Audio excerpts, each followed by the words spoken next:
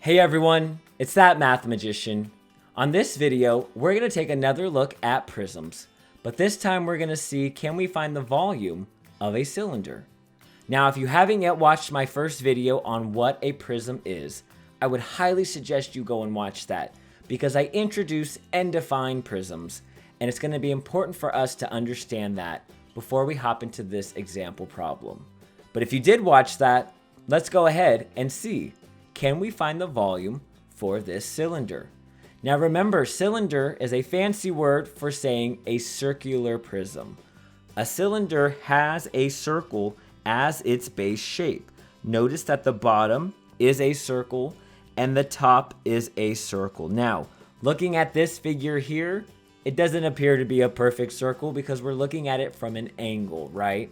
But do know that when you have a cylinder, it is a circle on top and a circle on the bottom. And we want to find the volume of this. Basically what that means is we want to find out how much space does this cylinder occupy.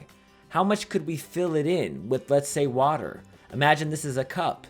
How much water would fill inside that cylinder? To do that, we just have to find its volume. And what's really nice is that since cylinders are a prism, we can use our formula for a prism to find its volume. And that volume formula is this. Volume equals area of the base shape times its height. What we're going to have to do here is we're going to have to find the area of the base shape of this cylinder, and then we're going to have to multiply it by its height.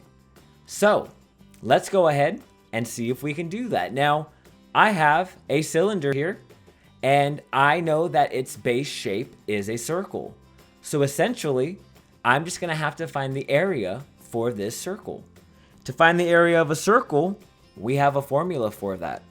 That is pi r squared. R here referring to the radius of the circle. Now remember, since this is a prism, the circle on the top and on the bottom are identical. So I really just have to find the area of one of those two sides. Let's go ahead and say we're going to find the area of the top circle. I'm going to need a radius. So let me go ahead and draw in a radius. And let's go ahead and give this a length of 5 inches. So that right there is the radius for this circle. To find the area of it, I just have to take that radius, substitute it in for r, and then simplify this expression. Well, 5 squared, 5 times 5, that's going to give us 25. And we'll go ahead and we'll leave it in pi form. So the area of that top circle is 25 pi square inches. So that is the area of one circle. But looking at that cylinder, we see that we have a bunch of circles stacked on top of each other. Imagine having a quarter and stacking a bunch of quarters on top of itself. That would form our cylinder shape. So we just have to multiply it by the height. Well, I don't see a height on this cylinder just yet, so let's give it a height. Let's give it a height of, let's say, 15 inches. That is going to be the height of our cylinder. So we're going to go ahead and take our area, which we found to be 25 pi inches squared, and we're going to multiply it by 15 inches because that is the height of our cylinder. So to find the volume, we just have to take 25 pi and times it by 15. Let me get my calculator out. And let's multiply 25 times 15. 25 times 15 is going to give us 375. Don't forget the pi since we're leaving it in pi form.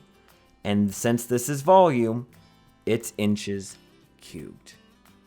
That right there is how we find the volume for any cylinder that we come across. We first have to find the area of the base circle, pi r squared. Get the radius, square it, slap a pi on it, 25 pi. Then multiply it by the height of the cylinder. Remember, the height is going to be the vertical side connecting the two base circles together. If you multiply those, you'll get your volume, and then you're good to go. It's that math magician, and I'll see you on the next video.